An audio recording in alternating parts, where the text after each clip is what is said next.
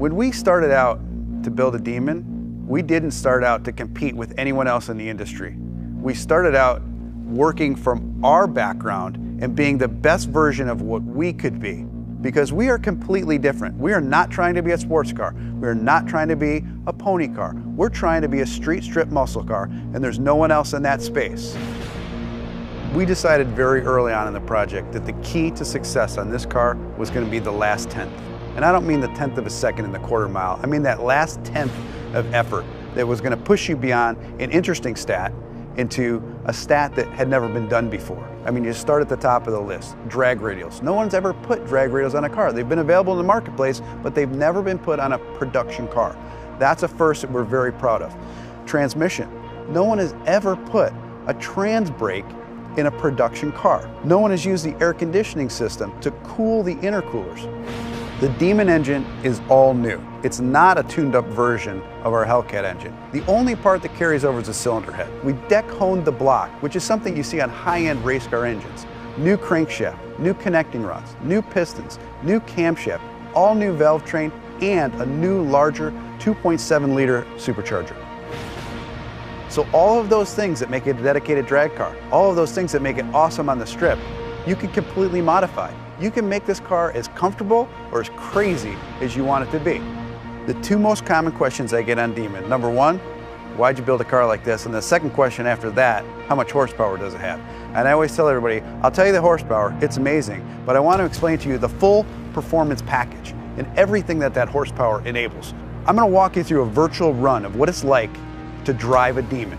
You strap yourself into a 4-point harness, take your red key, fire up the most powerful V8 production engine ever put in a car. Put your car into drag mode. Once you go into drag mode, your suspension is already pre-calibrated for maximum lift off the starting line. Activate your line lock.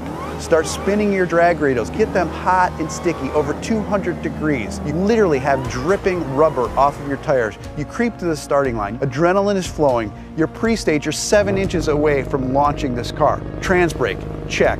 Torque reserve, check. Yellow, yellow, yellow, green, launch. You leave the starting line at 1.8 Gs, harder than any car has ever accelerated off the starting line.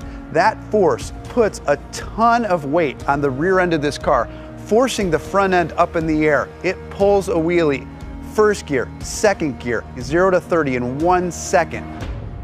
Third gear, you're now at 60 miles an hour in 2.3 seconds. Fourth gear, 5.1 seconds, you're doing 100 miles an hour.